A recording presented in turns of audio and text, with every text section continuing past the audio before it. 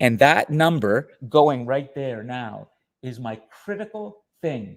That's telling me that everything is holding. The video conference, the YouTube recording, high definition. This is like a little bit of a jet in here in the way we've hooked everything up to make it into a powerful global educational experience. Now, with Olive's camera, what I can do today is I'll bring it back here. That's what the students are seeing in YouTube. This is delayed. So there's YouTube now, okay? And then when I want, I can do this. I can bring this in. And so everybody can be seen here. And I can go back and forth, okay? Anyways, that's the method in the madness today. But let me get this properly set up. And I think we are pretty good to go. Do you want to come sit on the couch here just so you can be seen by everybody today, okay? You don't have to say anything.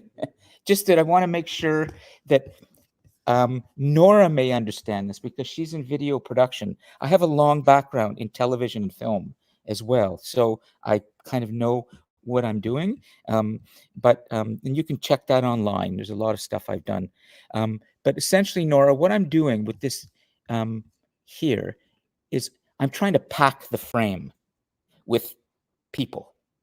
And so I'm trying to put as many people as possible into one frame. And right now, there's a lot of empty real estate. You see wall there, but that's okay for now.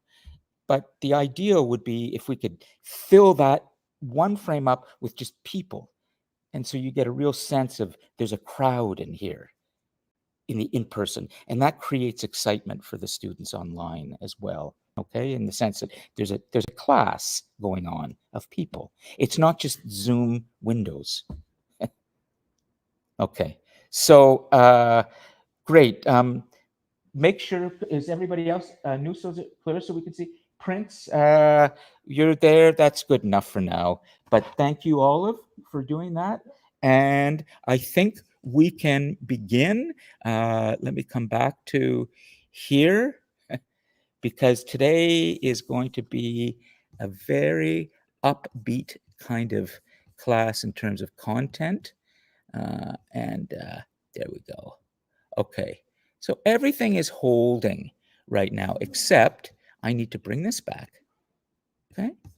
And I need to bring that back, and I need to bring too many things there. Okay, good. And then when I want to step away, I can do that. The camera, let's see, I'm going to shift this slightly because I wanted to make sure we see the, there we go. Being an old television director and producer, I understand how important the camera is. You have to really pay attention to the tiny details of how things are framed. That's why I do this, so that I can get a really great recording for all of you. Some water, and then get my hat off, and I think we're good. Okay. Great. Okay, we've got notes. Okay, and we'll get the pen. So first, just to get things get you moving around, I need to get the onboard going. So could you please put your names on the board and then come back to the same seats you have and take this for now, but we'll pick a scribe soon, okay? A note taker in a moment. And for all of you in the cosmos, welcome everybody officially to the class today. Please put your full names into the live chat. We're just starting the onboard. We're just starting on board right now. And actually what I'll do so everybody can follow is I'll pass this around so you can see what's actually on YouTube. And I'm just going to just move the camera slightly so that I don't need that. Let's see what happens there. Nice. I can go a little bit further. Yeah. Okay. Good. There we go. Can you remind me Nice. what event on the screen is again? Because I'm blinking on it right now. That is YouTube right now. Okay. And we'll pass that around just so you can see. What's your question? I just want to recall what the scene on here was again. I'll be talking about that. That's review. Okay, that's just to get you back into the frame of mind today. And I'm going to enlarge this a little bit and get ready. But just, pass that around so you can see what the final product is. You are in a bit of a television studio here. It's not just a classroom. We've created something kind of more sophisticated than that. So, as always, thank you for your patience with this. It's all in aid of making the educational experience a little more interesting for everybody. Okay. What year are you in video? Is it video production? Second year. Okay, good. So, yes, everybody should be now connected to the class. And great. Okay, so that's what we see. And then I can see this right here. You can see the board as well. And when I move, I have to move in a certain way so I don't get in the way. But if I kind of stay this way, we'll be okay. Great. All right. So we have on board right now. Here we have Olive, of course. We have Prince. Nora's here. Connor. Who's Connor exactly? That's Connor. Thank you. Benjamin. Who is Benjamin? That's Benjamin. Okay. Gurbir, of course. I know Dithyan. Where's Dithyan? Good. Dithyan. Hi. Lucas. That's Lucas. Okay. Lucas, Dithyan, Gurbir, Benjamin, Katie Lee. That's Katie Lee. Okay. Have we seen you in person yet? Welcome in person. Nice to see you.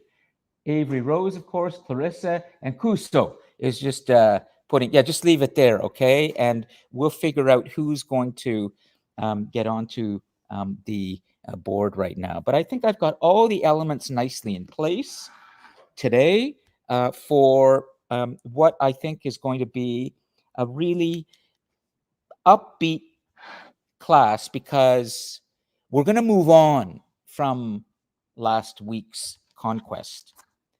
But we need to answer a question, or at least deal with it first. And then we're going to get to freedom's power. And essentially, today's class, the big idea, the big force in the human story is the power of freedom. And it's something that has been there in our story all along. But as one great world historian has told us, Alfred North Whitehead, in his book Adventures of Ideas, the world dreams of things to come, and then in due season arouses itself to their realization. We dream.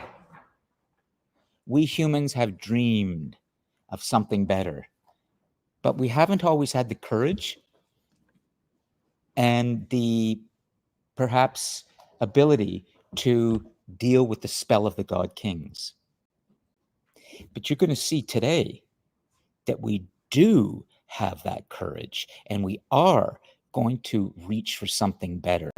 And all of us here, me standing here, this technology that we have to do what we're doing, all of you, younger generation, we all have this thing in us, which is we all want to live by our dreams. This almost is a kind of principle or a cardinal rule in the modern world. You can achieve what you want to achieve if you just set your mind and your heart to it. You can be free too. This is not natural. We had to win this power for ourselves. But inside of us, we want it. We all want to be free. The question was, could we build societies that were more free?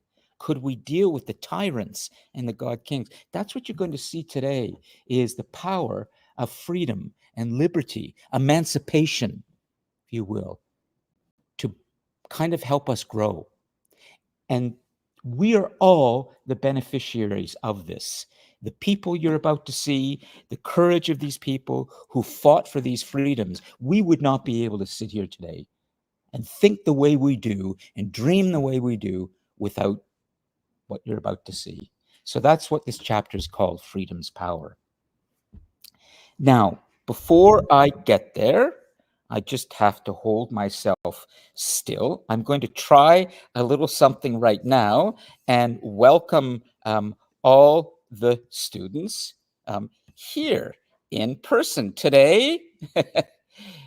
Everyone online, you can now see the in-person team who are on board the spaceship here. You're out in the cosmos. So Shamim and Aksa, Olive, thanks to Olive's camera and Nora's work with Olive today to get this set up. Zeal, Kevin, and others, you can see them. So Zeal, can you see all of your classmates clearly right now? You should be able to. Yeah, hello, the spaceship. Great. Okay, so there you go. You will see a lot more of the students today, but I just wanted to let you know that they're always here and they're very, very important.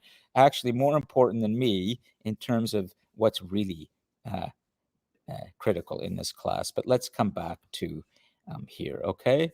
So I'm going to stick with this for the moment. Good. I'm able to handle the tech at the same time as the content, but let's move on. So first, who's going to do some notes? You'll do them. Is it Dithyan? Dithyan, please go ahead. Yeah, great. Take the, do you know how to do them? Yeah, okay. Well, if not, Avery Rose, you want to show him or how to do the notes? And or who did the notes last week? Was it Avery Rose? You know how to do it. Okay. Okay. Oh, he knows. Look, there you go. And you've got it there. Okay. So, Dithyan, could you just write down first slide? Okay. We just need to do a bit of review and coming. What's coming in the classes? All right. Ooh, nice and clear. Nice handwriting. This is a real human right there. He knows how to write with his hand. He doesn't need the machine to do it for him. Exactly. He can do it with his hand. Doesn't need his keyboard. Good, good. The lost art of calligraphy and writing. The second assignment is not due next week. Okay, so let's be clear. The November 13th deadline for the second assignment has been extended. And I will post that for you soon. So you don't have to worry about getting the second assignment in for next, I think it was November the maybe 15th, or it was next week. I will be posting a new due date for it. Okay. So Avery Rose? I will be. Either I'm going to do a video for you and post it as an announcement and tell you, or I'm going to tell you next week. But you'll have lots of time. Okay. You'll have at least 2 weeks for it. It's coming. It's definitely coming. It's just not next week. And of course, the final assignment, the big one, that's the really critical one. I gave you a due date for that last week. I just want to make sure we are clear on it. So what did I give you last week for the due date for the final assignment? It must have been December, the first or second week in December. That will remain as it is. Okay? December 9th. Okay. So December 9th, assignment 3, final assignment. Yes, that has not been changed. That remains December the 9th. Okay. And that's the really, really important one. Okay. In terms of what else is ahead and coming, I want to just remind you of one other thing that I would like to just spend a moment on, and that is November the 19th. In here, there's a special event. I think I touched on this last week, but I will tell you a little bit more about it, okay? Give me a moment. I'm going to go to the class page, but it's going to take me a moment. So I'll just tell you, okay? I don't want to waste too much time changing this configuration. I must have mentioned last week that the global classroom, my global leader students, and I, and the Department of Special Projects and Development at the college usually do a special event each semester called DC Talks, where guests are invited in to this space live or in person. Sometimes they come from around the world, and many people from the campus come to meet these individuals who are all Durham College graduates who are succeeding in their fields.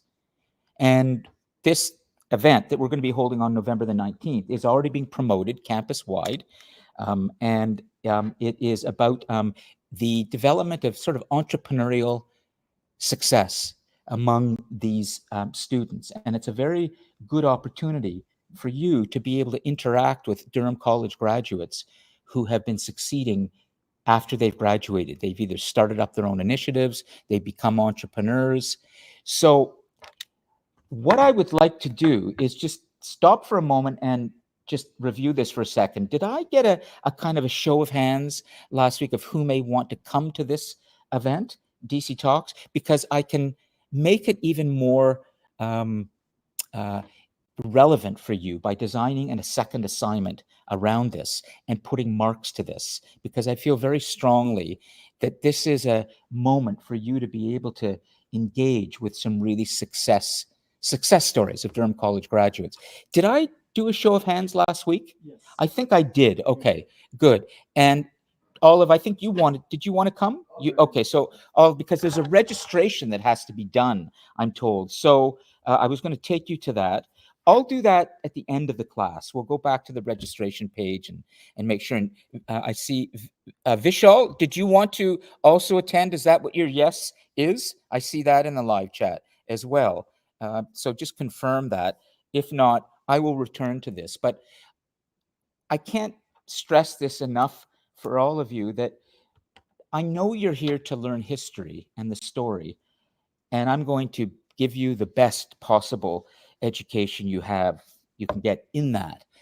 But at the same time, if there are events that we do here that can help you be much more ready for the world after graduation, I think that's very important for all of you, maybe more important than history and what you're here to do. So that's why I'm offering this to you, and we'll even put some marks to it, because I want to give you the chance to think about after you graduate and how are you going to be applying what you learn here in order to be successful out there. Isn't that important? Yeah. Okay. So anyways, I'll come back to that near the end of today's class, but thanks, Dithyan. November the 19th, special event, DC Talks. Is there anybody who has any questions about that? If not, I will move on. Everybody good? Great. So Shamim wants to attend, Vishal. Great. I see that in the live chat and I can monitor that. What else? I think, yes, I'm going to have to move on. I was planning to read out loud or have a student read out loud another discussion poster first assignment, but I'm going to just get to the feedback part, then I'm going to do the lecture. Can you just put another note called feedback? Feedback for all of you. I can't give you all individual feedback for your assignments. In part, it's because I have far too many students, 221 students in all my classes. Plus, I'm a bit of a one-man band now, technically here. So there's a lot I have to do, but I am working with the students who really need my one-to-one assistance. These are students who are either failing, who haven't been doing the work, who are having a lot of trouble writing and need a tutor, and I help them by getting a tutor through SALS and other places. But at the same time, I'd like to be giving feedback to everybody. So you feel you're getting some feedback, even the best students, as in the ones who are getting, 10 out of 10 or 9 out of 10 on their assignments, or even 8 out of 10, and are doing really well in the discussion posts, they may want some feedback too. So I'd like to take a few moments to take any questions from any of you that you may have around feedback for your assignments or your discussion posts. If not, I will just say a few words, make a few notes with Dithyan, and then we'll move on. Okay? So does anybody have anything they'd like to bring to the class's attention or ask around just general feedback on the work that they've been doing?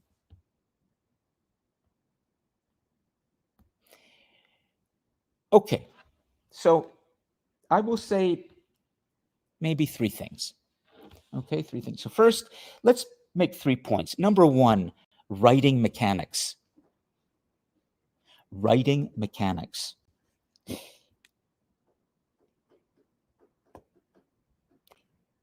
Almost every single student, even the ones who get 10 out of 10, could improve their writing mechanics. The ones who get 9 out of 10, 8 out of 10, usually there's more that they need to be doing with their writing mechanics. That mark 9 out of 10 or 8 out of 10 for your first assignment generally speaks to writing mechanics mostly.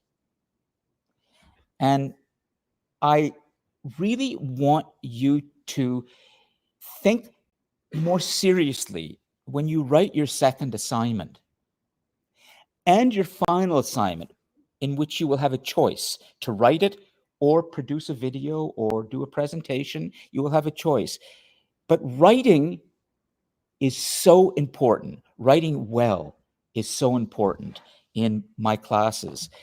And I hope you have seen, even though I didn't spend enough time on it, I hope you've seen how important the development of the human word and writing is in the human story. Do you feel you have a sense, a little bit of a sense now of how important it has been for human beings to be able to develop the written word and how that advanced civilization? Do you feel you have a sense of that, or would you like me to explain a little bit more? You should have a sense of it already. Language is vital to your success.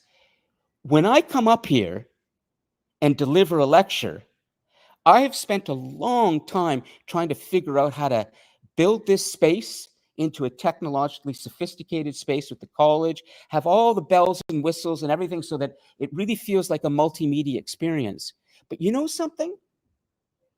I've learned something over the years with all the breakdowns we've had, with all the tech, we've tried. It actually comes down to, how does Lon speak to his students? How does Lon use language? How do I connect with the students in person and maybe online? I hope that in the way that I speak to you and the way that I focus so much on language, that you will feel inspired by just that simple thing: speaking well, writing well. If you can do those things in life, you will have a lot of power. You will have success. I know that many of you have issues with writing and even language, and many of you have disabilities. I've had one I've had to deal with myself. I'm part of that too. I understand that. We live at a time when it's all about the image. You can spend all your days, all your nights watching amazing videos and amazing influencers and everybody using images well, and that's great. But do you know how to speak? Do you know how to write? This is very, very important. So that's why I stress that when you write these things, please pay attention to your mechanics. Please pay attention to sentence structure. Please don't use machines to do this work for you. There's a way to use artificial intelligence, and there's a way not to. But if you're using it to do the writing for you, I think, personally, that you're going to have trouble in life if you're letting the machine do all that for you. So please pay attention to your writing mechanics, and I will help you if you need. Just come and speak with me. Is that clear? Like, do you understand where this is coming from? Okay. The second thing, I have noticed sometimes, not a lot, when it comes to students doing research for their assignments, they sometimes use the same sources. So I will see certain names popping up in history, like Martin Luther King Jr. all the time, or Adolf Hitler all the time. What it says to me, and what I'm worried about, is that when you do your research for anything, you're just going back to ChatGPT and you're asking it to give you information. And in the end, what you're giving to me is all the same information. Some of you are not going and actually integrating the course content. So research course content. When you're doing actual reflections, some of you are not reflecting on what we've actually covered in the class. It's as if all you've done is you've gone to ChatGPT and you've asked, please provide, a reflection for Lon Appleby's class in Short History of the World with these topics, and just give me 800 words or 700 words. And I don't see any course content in there. I'm seeing what ChatGPT is giving you. I don't know if this is true, but it feels that way. So please be on notice, all of you, that when you're doing your assignments and your reflections, you must be reflecting on what we cover in the class. You have to be watching the classes. This is for the out there, the cosmos generally.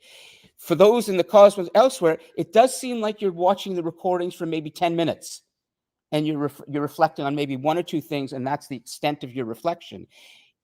That's not good enough. So the course content has to be a lot richer, and there has to be more of it in your reflections. And that's going to matter in the second and third assignments. Is that clear? Yes. Okay, great. So that's course content. Number 3, please don't rush your assignment. 2 things tell me when a student has rushed what they've written. First, it comes in all as one paragraph. 725, 750 words as one paragraph is very dense to read. So the student hasn't separated their thinking into paragraphs. What it feels like, particularly when the grammar is sloppy, is they've just sort of written for 5 minutes, and then send. They haven't even organized their thinking at all. That's not proper critical thinking. So please organize your thoughts. Use paragraphs to separate your thoughts. The second thing that really gives me an indication sometimes that the student has used a machine or ChatGPT is the assignment will come in with very good headings. You know how when you go to ChatGPT and you ask for something, it will give you really nice bold-faced headings for? It does. Very often it will organize something with headings for you. Oh, cool. Have you seen that? I've never actually used ChatGPT. Okay, I don't know it's- how to use it. Okay. When I don't see headings and I see good paragraphs, that's my immediate nose saying, this student is really writing this. But as soon as I start to see those nice headings really clear going down, I start to think, I think it's the machine that's organizing the thoughts for them, not the student. Is this making sense? Yes? Yeah. Connor? Kind of? Okay. So that indicates to me that the student is rushing. They're just asking the machine to deliver them the really nicely organized assignment. Take your time. If you feel that you can't meet a deadline at all with my class, do what some students do, which is great. Send me a note and say, I can't do this. I need an extension, and I will help you. You're allowed one extension for the whole semester on anything that you do. But if you have other issues, disabilities, of course I'm going to give you more extensions. Of course I'm going to help you. But don't rush it, hand in something you know is inferior when all you had to have done was simply email me and say, I need some help, I need an extension, then I will get it for you. You don't need to rush. You just need to take responsibility for your own needs and let me know in advance. Is that making sense? Okay. So those are just three things that I'm noticing. Some writing issues, not paying enough attention to the sentences that you're actually writing. The research that you're doing is not based on course content, and you're rushing what you're writing, and you're ultimately relying eventually on ChatGPT to get you through. I will continue to talk about these things as we get closer to the final assignment, because that's the big one. And that's one where your thinking is really going to be on full display. And I want to make sure you are proud. My job as your professor is, of course, to give you a good grade. But that's secondary to what I really want to achieve, is give you that sense of pride in the work that you do. Real pride. And that's going to help you so much in your life. Olive? One thing I do with myself, I'm bad at making like long form things, so I do often do like blocks of information. Would you like that? Like for Google Docs, I will make different tabs for different sets of information. Would that like you was concerning? When you actually write something in the end, what are you thinking of doing with those tabs when you're actually submitting? Because all that matters to me is what you send me, what you write in the end. So depending on the situation, I would probably either try to condense it all into one slide, or I'll have multiple tabs just stating what each tab is based on. okay. Which one would you prefer? Well, why don't you come speak with me afterwards and we can talk a little bit more about this, okay? That's okay. I just want to make sure I have enough time to deliver the lecture and we can move on. But I'm glad you asked, Olive. You know, you have to ask and I will help, okay? So, let's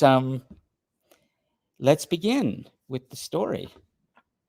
The really great story.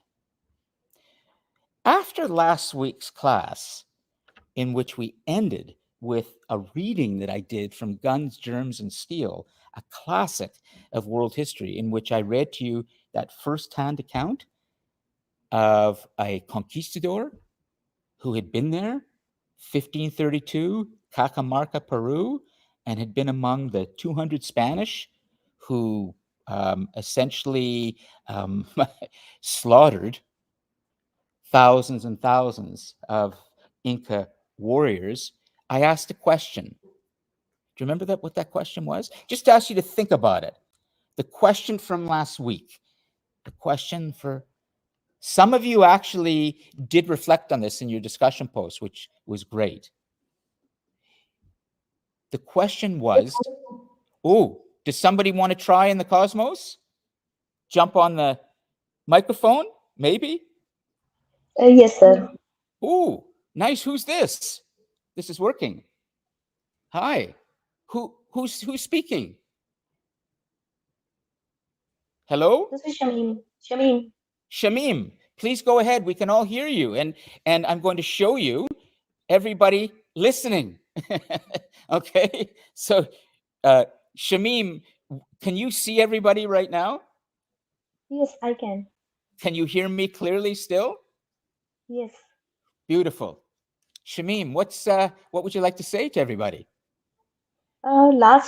Last session you asked a question that why all the Inca warriors decided to die, why didn't they fight? And like all the lectures you emphasize all the time like the spell of the God King. The main reason was that. Can you repeat that again? Just speak a little more slowly. Go ahead. Like last session you asked a question why all the warriors they did not choose to fight and instead they chose to die. And my answer was like spell of God King. The which? Spell of God King. Sense of, what's that final word? Spell. Lovely. Lovely. Exactly. That was a very, very good answer, at least in terms of course content. And Shamim, as far as how we've explored the spell of the God King in this class, how would you define the spell of the God King? Like one employer or the king or someone like whom people think like he is a superior, and they start thinking that he's a god, like he has all the abilities to remove all your pain or something like that. And at that time, your thought process stop thinking, and you just start following the god king, I mean king or god king. That's So right. when something happens to the god king, your imagination or your like fighting spirit suddenly stops, and you don't know what to do at that time, and you stop acting as a warrior or reflection. Yeah, that's great. So what's the question we should put? We want to make sure it gets into the board right now. What's the question we should put from last week for Dithyan? That was the big question. Why did the Inca warriors not fight back? And Shamim has helped us to at least touch on this. There are other reasons, but this is one important one. Perhaps it was the spell of the God King. Could you write that down too, Dithyan? Do you feel you all understand this point now? Because I'm gonna move on from this right now to something a lot more kind of expansive and exciting in the sense that we're gonna change this. The God King is gonna start to disappear from history, which is not a bad thing. But do you feel you all understand this idea a little bit of how in early societies, as we've been developing, wherever you would go in any part of the world, we tended to default to this idea that there was a man, usually a man, who had some kind of divine power, and he would give that power when he died to his children and grandchildren, and there would be a dynasty that would form. This is how the pharaohs ruled for so many generations and others. And I've called that as well, and you're going to see this return in the 21st century, called the totalitarian temptation. And can you just write that down too? The totalitarian temptation is going to come back, but not right now. It's going to come back in the 20th century, and it's going to be very disturbing. The totalitarian temptation is going to come back, but later. Okay? The God King is going to kind of disappear for a while, and we humans are going to figure out something that we can do, but it's not going to go away. Great. Okay. Thank you, Shamim, and thank you for getting on your microphone. And so let's move on, okay? And I'll try to get through this quickly. And any videos I'd like to show, I think I'll just put them into the folder for you. So you can see that we have come to essentially the sort of final four chapters of the story that we're going to explore over the next week. Freedom's Power, Humanity's Stain, the 20th Century, in which I'm going to do 2 classes on, and then we're going to touch on that force evolution of where are we going? Where do we think we might be going in this millennium, the 3rd millennium, or even the next 100 years or so, based on how things have been changing and developing in this story. That's evolution, okay? Well, here we go. Here's the beginning of a new way of thinking. In the 1500s, there was a Spanish priest, and he's a very important person now. And you're looking at him, and his name is Bartolomé Las Casas. Bartolomé Las Casas. 3 words.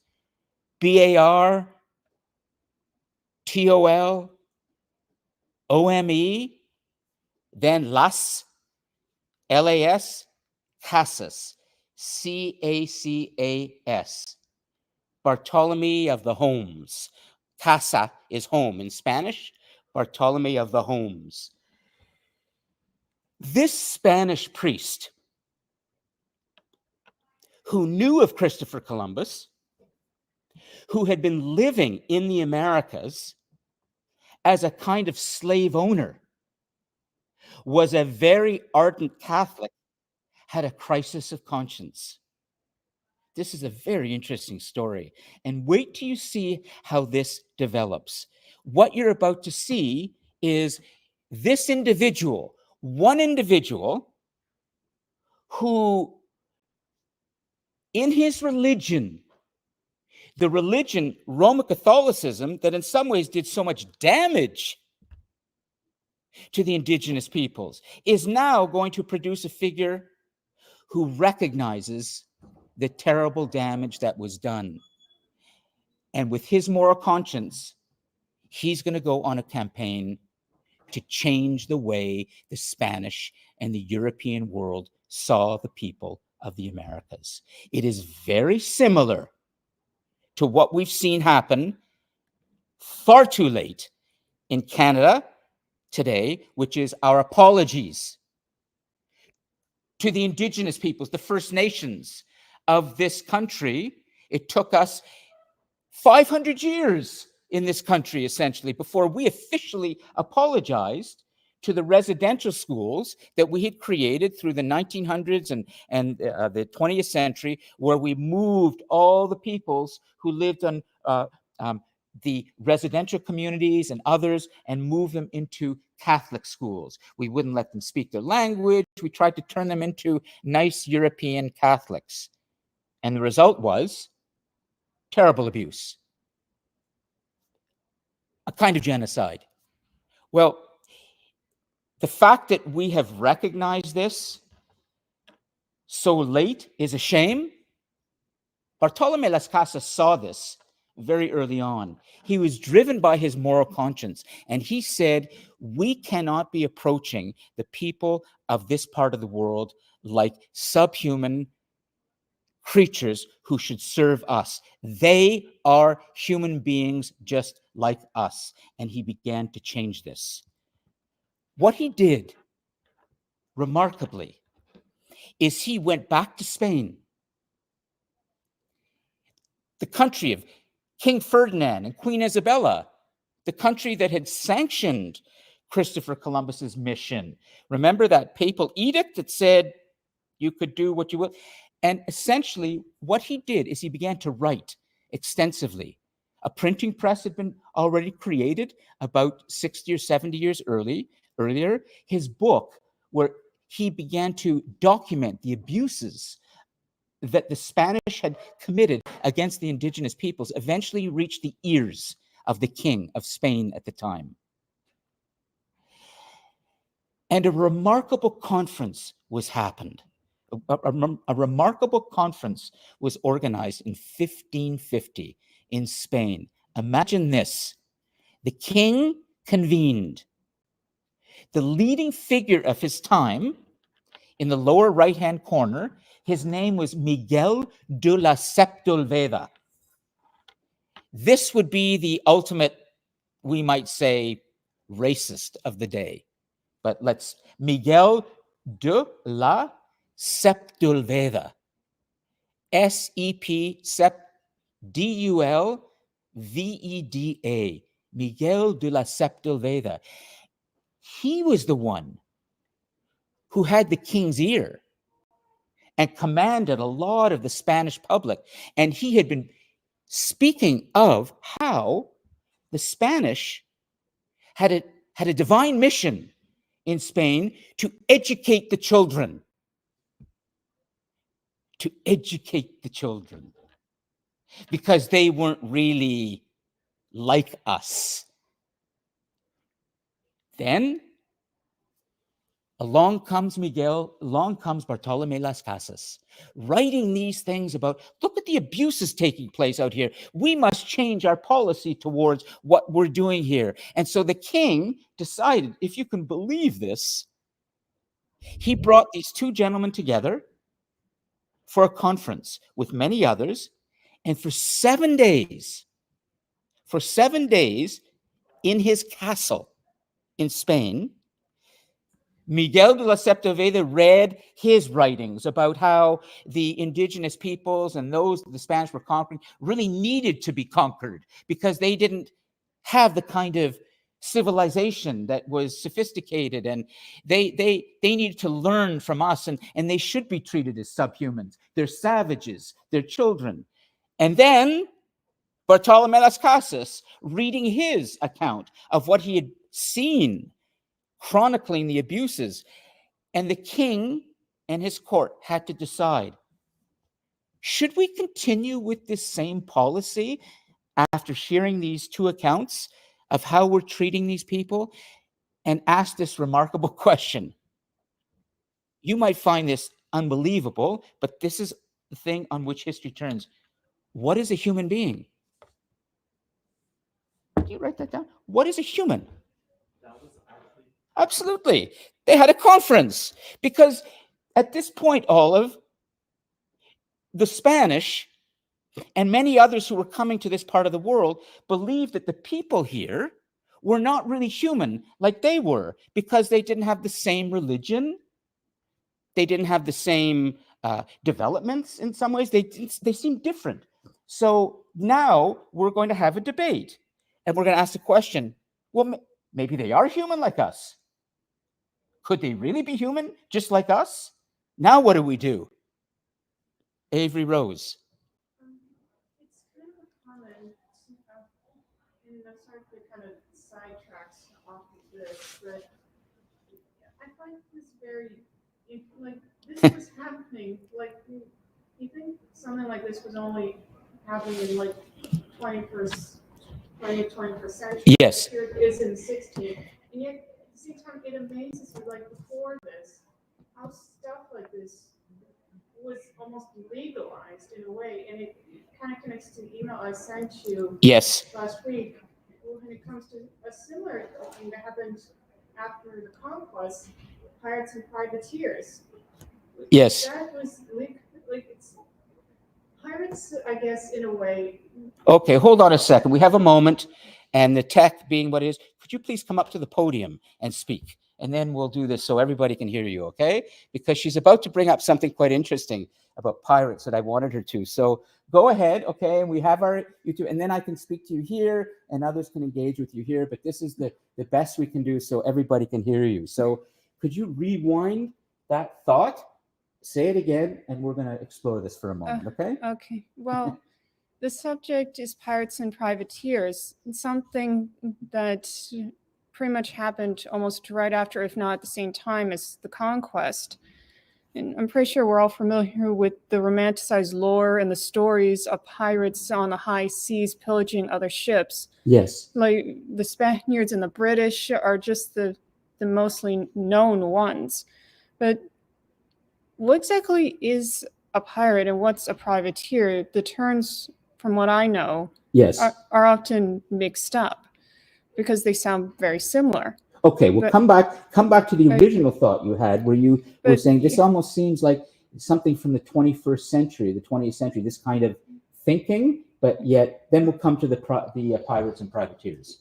Yeah, I just find it incredible how even back in history, in the 16th century, ideas like this were still happening. This isn't a new thing. Yes, It- exactly. But I guess because the way history's been written, we've, in a way, come to think that ideas like this only have started happening now. Yeah. But by re-examining history, like what you're helping us do, this isn't different. It's happened before.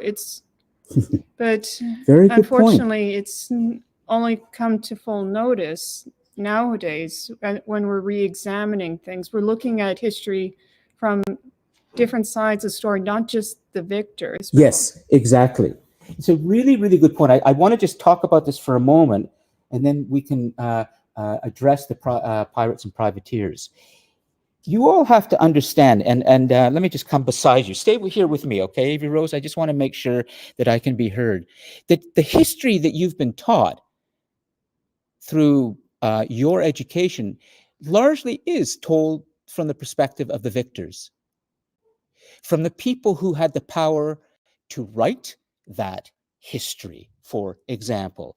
And you saw in a very small way that when we created the first written text, it was not available to everybody. It was kept by those in power to give them more power. And they used that to create a kind of legacy of themselves as being the ones who matter in history. But now, today, we do tell a much better, more accurate history that includes all peoples, because there's so much more research being done in the field of history with new ways and new sources. And so we can begin to tell a more accurate story, a more balanced story, not just the story of all the warriors and the kings and the queens, but the ordinary people in history. The people like Bartolome Las Casas, who often don't get mentioned very much, but are so important in history. So you make a very good point about how a lot of the things that are happening in the world today have been happening in the past too. We just haven't been talking about it enough. We are connected to these things. Okay, now, you mentioned something about the pirates and privateers, and you thought that this would be a really interesting thing to explore. Can you mention to that for them? Yeah, I'm sorry if this is No. taking a No, detour it's off okay. of We'll this, take a little but detour. I guess in a way it amazes me how certain things, while they didn't start out as being intended that way, they became legalized. Like the conquistadors, they didn't intend the edict they got. It wasn't intended to lead to the mass slaughter, and yet it became it did. legalized. That's right. That's right. Which is kind of similar to what happened with the pirates and privateers. Like we all know the stories like Pirates of the Caribbean, Treasure Planet, Captain Blood, and Treasure Island, Treasure Planet. Like we all know the romanticized lore, but there's a big difference between them, mostly with privateers. Now, I guess you could call them pirates in a way, like Sir Francis Drake and Sir Walter Raleigh. I think that's the right name. I'm sorry if it's not. Well, you know But- what? I think that this is going to be something. I'm going to just stop you for a second. I'm going to be in next week. Mhm.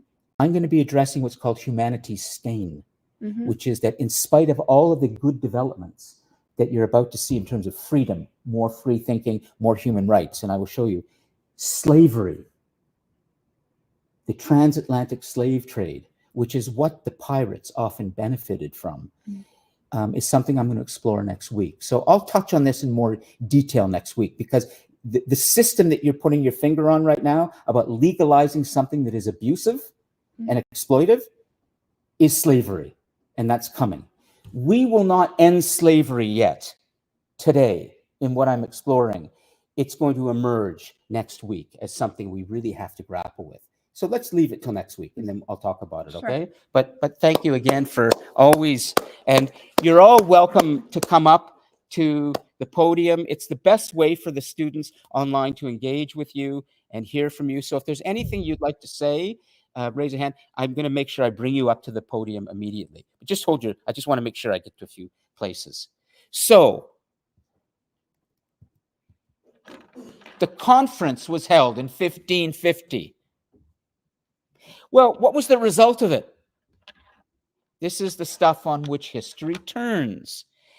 One of the things that we began to understand, the Spanish king was prepared to do, I will tell you in a moment, a remarkable decision that he made. Let me just say that Miguel de la Sepúlveda would have been unhappy. Something's coming that's positive. But it has to do with the idea that when you start to ask yourself, what is a human being? Are the people that we encounter in different parts of the world on our expeditions, now that we're voyaging more, going across the Atlantic, going to China, soon into Africa and all parts of the world, are we all equal? This is a very Christian thing to ask. This was something that Jesus of Nazareth, Jesus Christ had posed, and he was crucified for that by saying all humans are equal before God. However, this idea was now being entertained again in much more perhaps consequential ways. And it's based on this idea of appreciating what a human being is. And there was a writer at that time who wrote this wonderful passage. Man is a little world in which we may discern a body mingled of earthly elements and ethereal breath, and the vegetable life of plants, and the senses of the lower animals, and reason and the intelligence of angels, and a likeness of God. And this he was applying not just to the wealthy, corrupted Spanish court, the followers of Miguel de la Sepulveda, who believed in this kind of superiority, but he was saying that anybody who has encountered anywhere in the world is this. We're all equal. We're all this.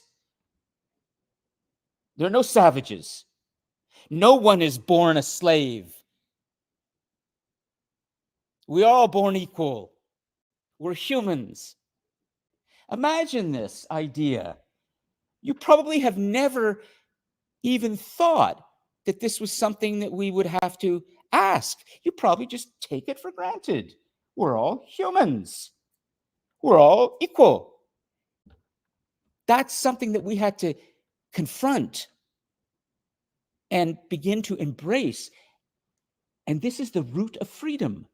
This is coming. It was not long after this in Europe that we start to see a remarkable period beginning to develop. And you know this period. It's called the Renaissance. You've probably heard of this and you probably studied this, but I will try and help you to understand this a little bit more. In the 1500s and 1600s, largely in the European world, we started to see the most advanced thinkers then looking back to Greece. Do you remember Athens? You remember that golden age? And remember Pericles and Socrates and the others that we had talked about, that sort of lamp of humankind, that moment when there was this democratic thinking, freer thinking, and then eventually the Greeks will be conquered by Alexander the Great, and then the Romans, and there will be the spell of the god kings reemerging. The Renaissance, the word Renaissance means rebirth. So there was a reawakening that took place. And this is a famous painting. It's called The School of Athens. And if you look closely at this picture, you will see many of the figures that were so important in the Athenian world and the Greek world. And here they are again. And right here, coming down is Socrates and his great student Plato walking right here, coming down just beneath the column there. But all these others are gathered together as if they're back in the market, in Athens, having a debate, having a discussion. This is called the School of Athens, and what it represents is the sentiment of free thinking is coming back. The sentiment of free thinking is coming back, and it's based on the idea that humans are all humans. The King of Spain had said in his decision,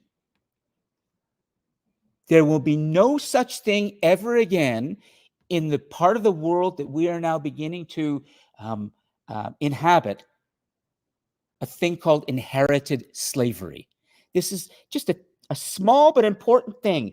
He abolished the idea of inherited slavery. Now think of this. I'm gonna give this to you in a very ordinary example. Imagine you grow up in a world where you are poor, with parents who are struggling, maybe are unable to take care of you properly. Maybe one parent is an alcoholic. The mother is struggling with her own mental health issues. And you as the child, or you as the children, are kind of like your own parents. In the sense, you have to be a parent to yourself. You have to be responsible because you are not being taken care of. Imagine in this world of poverty, a kind of slavery, mental slavery, you believe you could never rise above this, that you are trapped in this, that there's no way that you could ever be not like your father and not like your mother.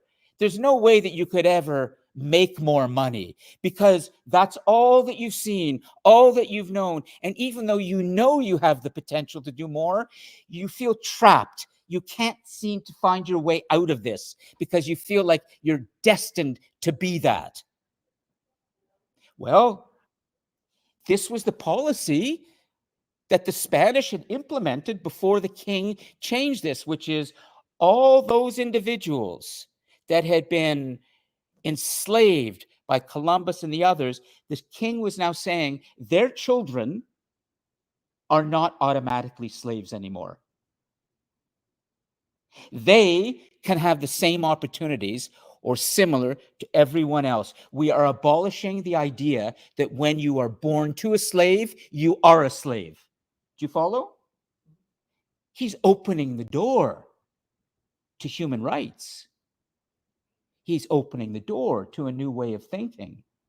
And this is the spirit of the times that's beginning to emerge, is more respect for the individual, a greater appreciation of human equality, an understanding that we cannot treat those who are different from us so cruelly and with such arrogance. We all are human beings, and there is no figure maybe who represents this in the Renaissance, this reawakening to the idea of Athenian freedom, than of course Leonardo da Vinci. Now, how many of you know the name Leonardo da Vinci? Olive, Nora, good. All of you have probably heard of him. This is a self-portrait. We often call him Leonardo. He was an Italian. Many free thinkers and many important people are going to come out of Italy, because that was where the Renaissance was really taking place, in places like Rome and Florence and Venice. Leonardo came from Vinci, a town, Vinci.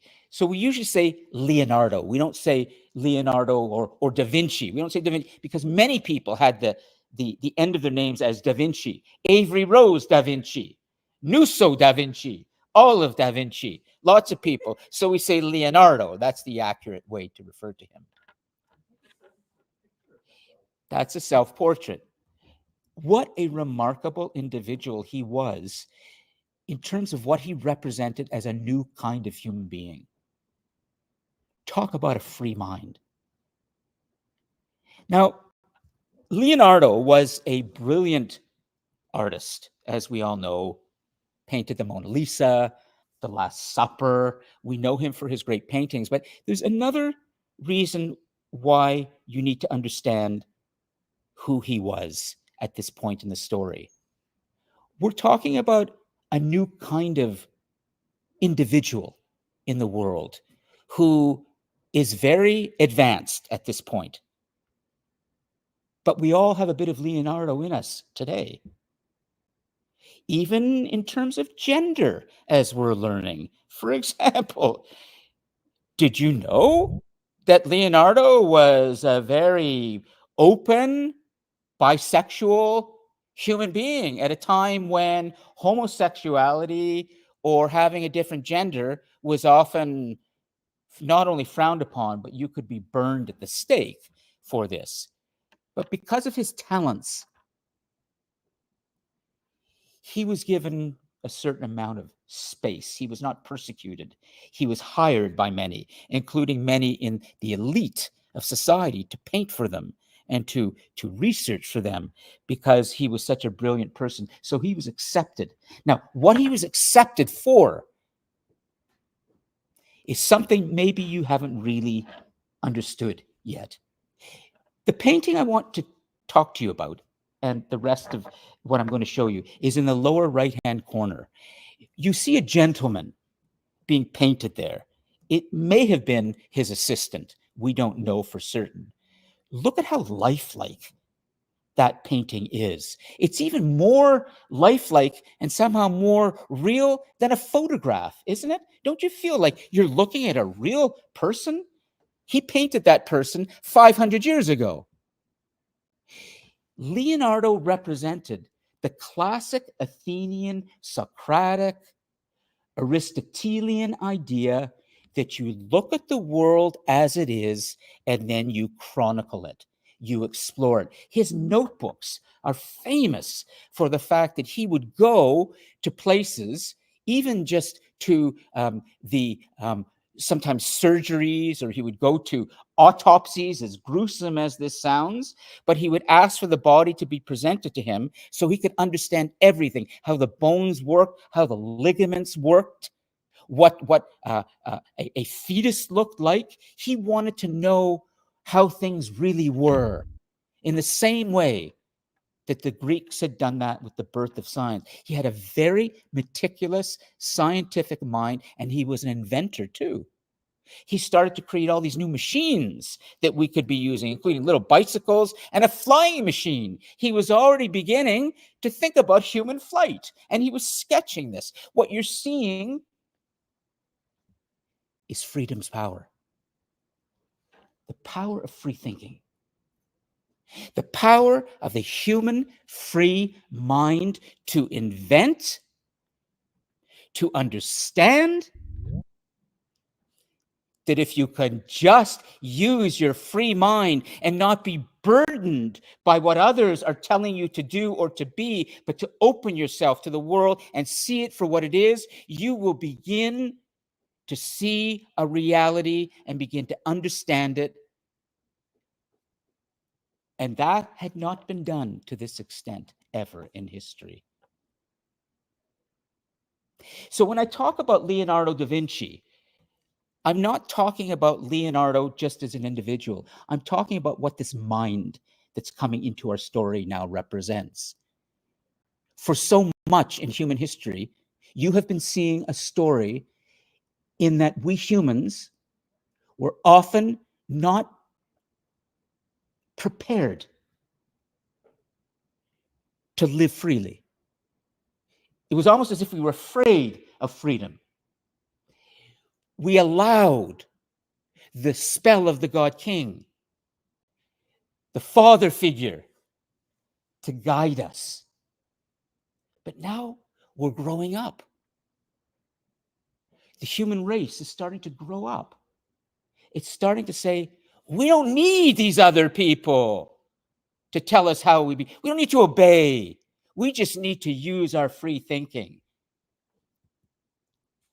Well, you can imagine that this idea was beginning to spread in so many ways, not just in Italy and in France, but because there now was a printing press and books were being written and flying off the printing presses, we had, of course, Isaac Newton in England, not far away from Italy, who also represented this new kind of mind. This scientific mind is, I'm going to ponder, I'm going to think about how things really work. And of course, out of Isaac Newton's mind will eventually come the theory of gravity. He will begin to determine, just by pondering on it with the free mind, that there happens to be a force in the world, a gravitational force.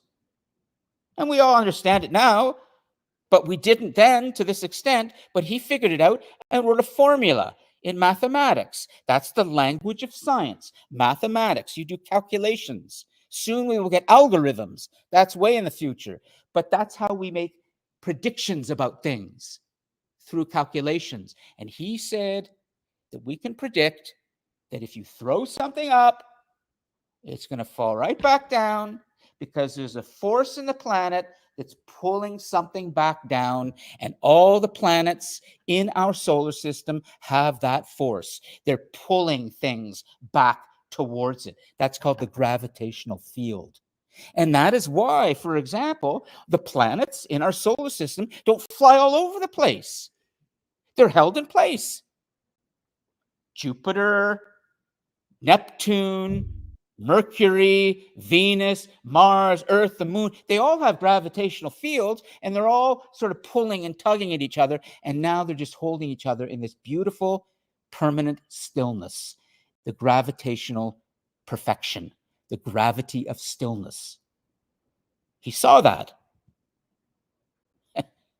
We will see this idea grow even more when we look at another figure Who are we looking at here?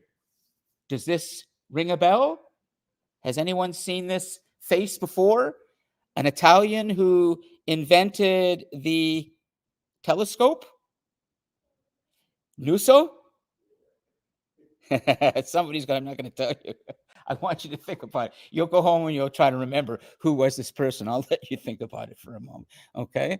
But he was a Venetian, and he figured out that if you take a little eyeglass that had been invented in Amsterdam and you kind of put it into this little sort of contraption, you can actually magnify what you see up in the cosmos, and we can begin to see the planets more clearly. And we come back to this idea of the world dreams of things to come, and then in due season arouses itself to their realization. These individuals are representing the human free mind that has always been there, but is now being released. This is going to have a real impact on the world. For example, the person I just showed you. Should I give you his name? Galileo. Galileo Galilei. His full name. G-A-L, I-L-E-O, Galileo. Second, Galilei, G-A-L-I-L-E-I, Galileo Galilei. For his ideas, for inventing a telescope, and for going up the tower in Venice to show through this telescope with a clear view of the cosmos that actually the moon is a very rough surface, and there seems to be the moon is a very rough surface, and there are other objects in space. He was beginning to reinforce the idea that the Earth is definitely just like that. It's round, it's not flat, and that we are not the center of the universe. Galileo, in his ideas of free thinking, was bringing the world to a new place where we are no longer geocentric, we are heliocentric. Very important. The transformation from geocentric means earth-centered. Olive, geocentric. Heliocentric means sun-centered. Oh, okay. Helio is sun. For that idea, he will be condemned.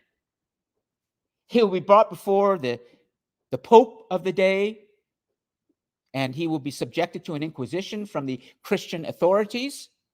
It was still a very Catholic world then, and he will be told he must recant.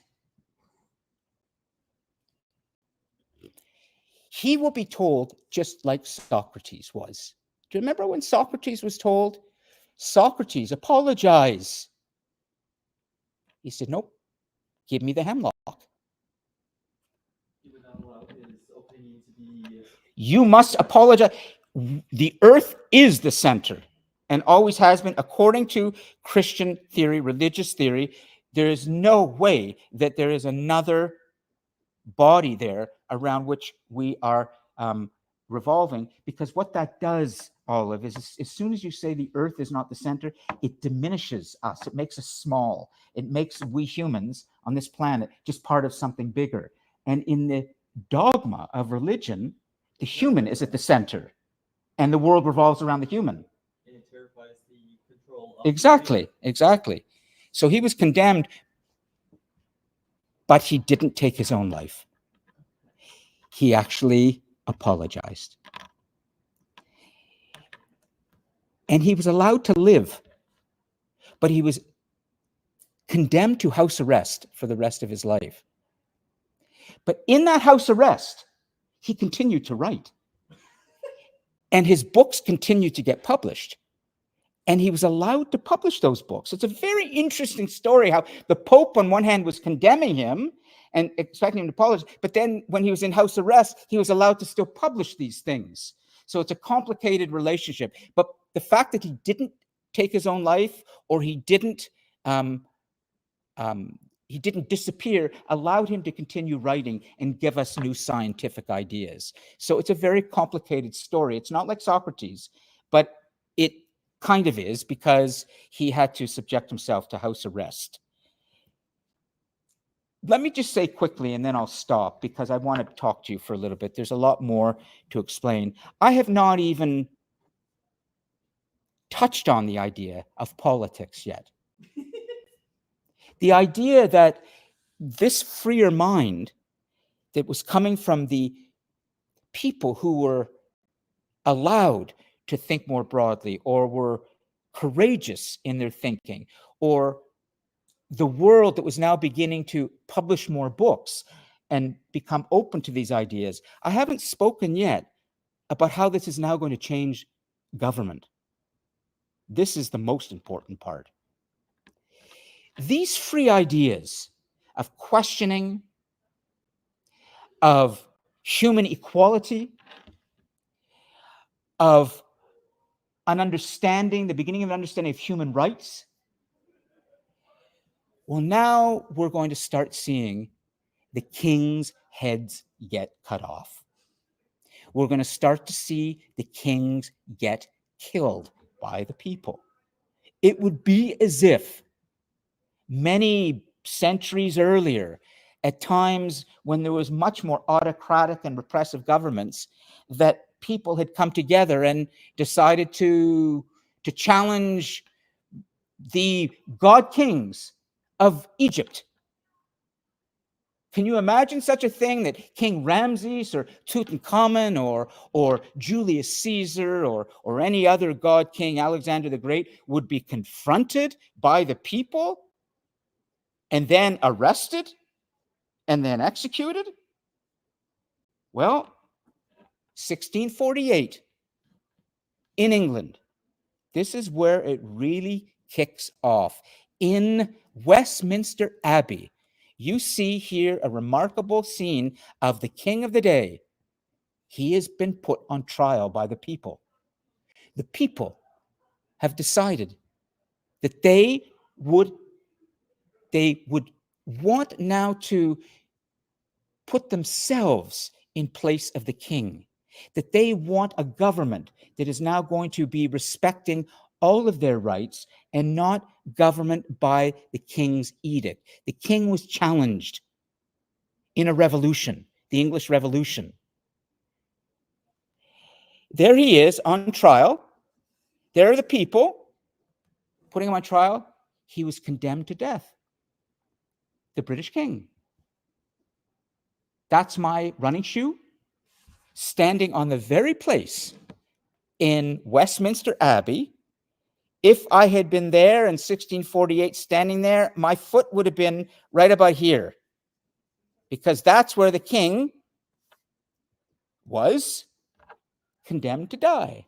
This tablet marks the spot where Charles Stuart, King of England, stood before the court which sat pursuant to the ordinance for erecting a high court of justice for his trial, which was read the first, second, and third time and passed by Parliament on the 4th of January, 1648-49.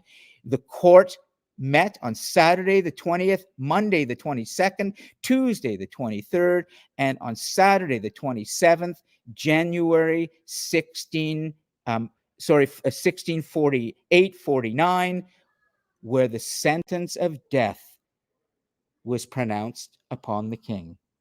The first time in history that the people have decided they're tired of the spell of the God King. Could you translate what is on the very bottom, or is that important at all? It's an inscription, all of about that this plaque was put there by an authority of the day, public buildings, something like that. And there it is. The public execution of King James in 1649 in England. This is 100 years before the French Revolution and the American Revolution and the Spanish Revolution. They're all coming now. They're all coming.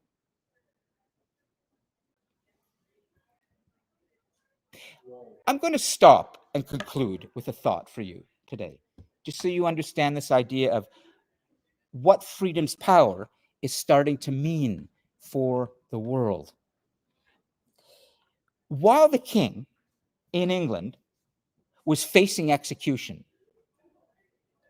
in 1649, not too far away in the Eastern world, in the great land of India, they were ruled by god kings. As a matter of fact, their ruler had built a great monument called the Taj Mahal. And today we go to the Taj Mahal to admire its architectural beauty. In the same way that we go to the pyramids in Egypt to admire the engineering brilliance and beauty of them. I have a question for you as we conclude for today. The Taj Mahal was built not for the people, but actually for, and I'm pretty sure, I have to check this, it was built either for the sister or the wife or the mistress of the Indian ruler at the time. The wife. Yeah, thank you. Okay, the wife. His favorite wife. Just the way that the pyramids had been built to bury a family and the king. I'm going to ask you a question. This is another place that was beginning to emerge as a new type of structure in the human story. It's called the Parliament in England. This is where, not long after the king was executed, we will start to see elected representatives from the British society coming to meet in a parliament where they will debate and discuss. And this was a very, very noisy place. My question to you, what is the more beautiful place? This place or this place? This place or this place? As we go forwards, as you think about our story, the human story, in how we live together, how we're governed, quality of life for all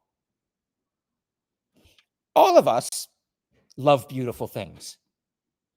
Let's not, of course we do. And even, excuse me, even the men here or whoever loves war and wants to be a tough guy, in your quiet moments, you do like beautiful things.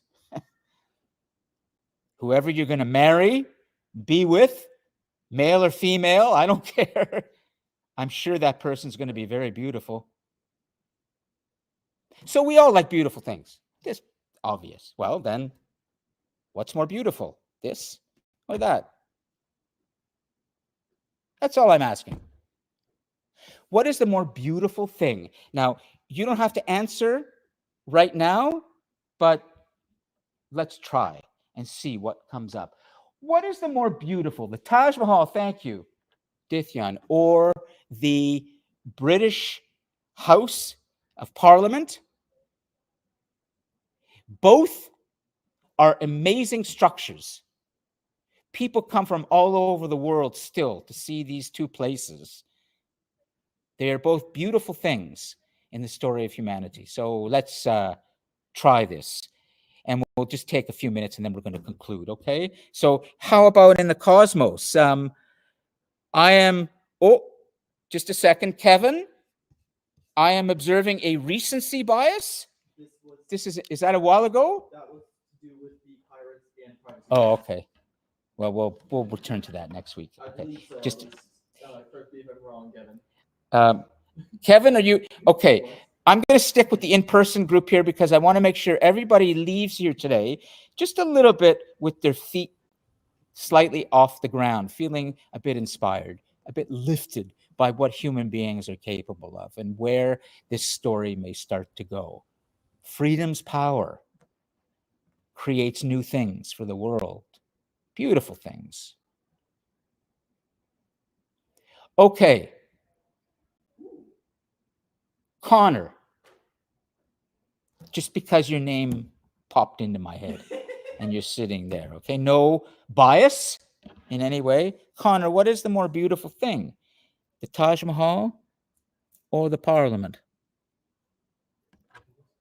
It's like in my mind, I'm kind of like I think of them like beautiful, like two different aspects. Because I think like the Parliament is like really, it's impressive in like what the humans like what the citizens did. Yes. But when I look at the Taj Mahal, I look at it as like this is like architecturally and like visually like incredible. Stunning, for sure.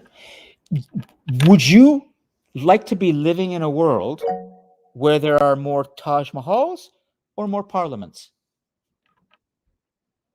Would you like to get up in the morning and feel happy to be alive, knowing that you can see gorgeous buildings as you walk down the street, or knowing that there's a place where people go and they can debate and discuss the issues of the day and create laws for us?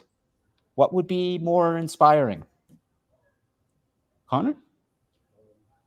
Personally, I think Parliament just because I feel like if we had so many of these Taj Mahals, like those kind of buildings, I think it like would eventually take away from what makes it special.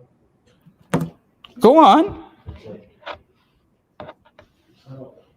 It's hard to like if there's just so many of one thing, then it's like it's not really special anymore. That's true. It's like there's only one Taj Mahal. That's what makes it the Taj Mahal.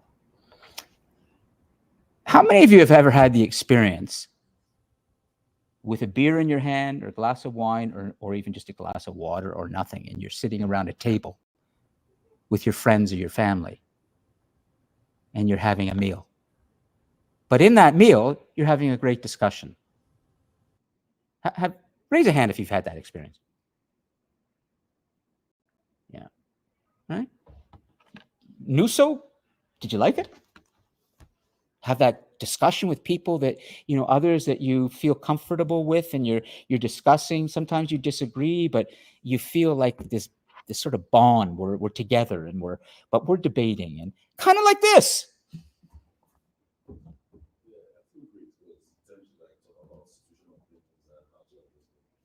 And wouldn't you rather have that experience than walking through the Taj Mahal? Or both? Can I share something? Oh, we've got somebody listening. Is that Shamim? Yes. Okay. Shamim, have you walked through the Taj Mahal? Yes, I have seen both the structures.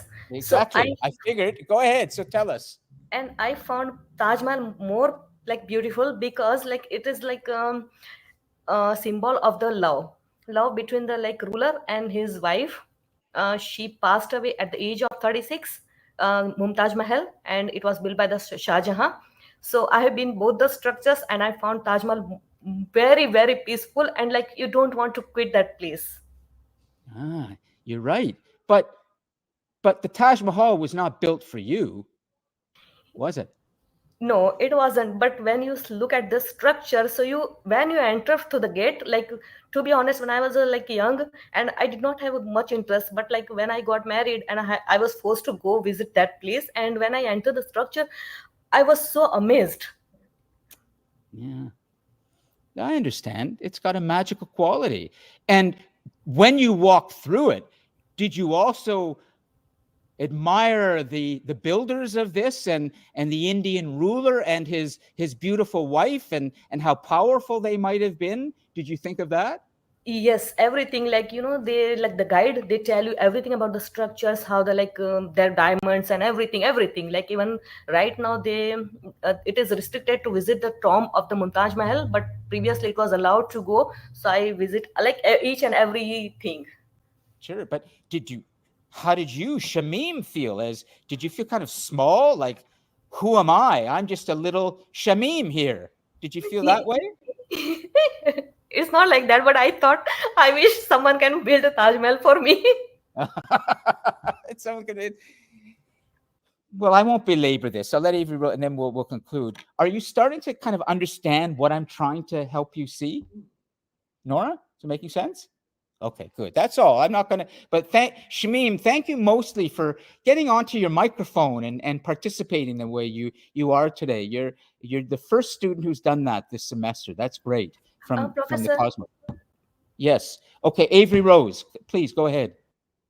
I do have to agree with what Connor said, that if we have more Taj Mahals, then the attraction's almost lost us. It becomes almost commonplace. Yes. So, and Parliament does have its benefits, as we can see with the development of human rights and like the Constitution's Charter of Rights and Freedoms, those sort of things. But I'm going to play devil's advocate here. Please go ahead. I like devil's advocate. And I'm sorry if I'm jumping ahead. of you Go ahead. again. Go ahead. Well, Parliament is a great thing to have. I don't condone how they got to it. Mm-hmm. It was violent. It was cruel. And there was cruelty. Like they could have had other ways of doing that. They didn't have to go for Madame Guillotine. But That's right. That's right. even with the French, but anyway, I'm sidetracked. Yep. But I know that with this kind of power, it's dangerous, and eventually there are going to be people in this parliament who kind of think they are God kings in a way. Hmm. So I guess I'm not talking like modern. I'm sorry. I don't Yes. know specific names right now from history, but I do know, like, take the gunpowder treason and plot, for instance. From remember the 5th of November. Yes. I guess I'm sorry if I'm getting scrambled and I'm jumping all over, but It's okay. Parliament is great to have, but you also need to be wary. We may be removing the crown, but it's almost like we're giving it to someone, like we're breaking up the crown and we're giving it to other people. Like Well, let me add something to this. But it's also scary. In a way. Yes, and I want to just conclude, because you're making a very good point, but I need to add a few sentences to that so we can conclude with the right thought. At least to be where No, you've taken me where I want to be, but I always like to go with the students and then bring it back to teach organically, as we say, through the students. So you said scary. Well, can you just make freedom is very scary. Now let me just tell you something. This is perfection. This is control. This is mastery of the art of architecture and building. This is messy, chaotic, scary. In this place called Parliament, you will have the decent people, you will have the budding tyrants, you will have the obnoxious people, the people who shout, the people who don't. You will have a diverse panorama of the human experience right there. It's a mess. But if you look at each and every one of us right now, we are who we present to the world, how we're dressed, what our faces are. That's superficial. It's the inner life of all of us. He has an inner life. You have an inner life. I have an inner life. And inside of us, it's all a mess. It's all memory and desire and dream and regret and growth. It's the maelstrom. It's the hurricane of just being alive. But that's beautiful at the same time, because that's the stuff the conflict, the matter of life. To me, this is dead. It's perfect. To me, this is alive. It's imperfect. It's beautiful. There's a wonderful song that has been sung many times by Leonard Cohen, Canadian songwriter, now no longer with us. He was a poet, and he sang about many important things, but he also has this wonderful line, "Only where there is a crack can the light get in." Only where there's imperfection, only where the square is not, properly angled, and only where the thing has not been properly sanded, only where I wish I could see in the Taj Mahal a mistake, a broken window, a door off the place, paint coming off, but it's just so beautiful, so perfect. To me, it's dead. So remember that freedom means we have to accept and deal with and begin to understand that life is a mess. And there's nothing wrong with that. In fact, it's in the mess that we will see so much energy, so much life. And that's a beautiful thing. Is this making sense? Very much so. Okay, Gurbir? Yeah, okay, I don't know, because we got to end this class, and we should be doing more interactive work, but there's so much important content. And so please, as you leave here today and you look at those around you, try to think of their amazing inner life and how crazy and beautiful it is, and try to look past the surface. I'll be here if you'd like to talk to me, and I look forward to your 9th discussion posts. And Shamim, thank you again for the great contributions, and I hope I have not in any way offended you by saying the Taj Mahal to me is a dead place, but I don't really mean it. I admire its beauty, but I want you to understand the point about where real beauty is.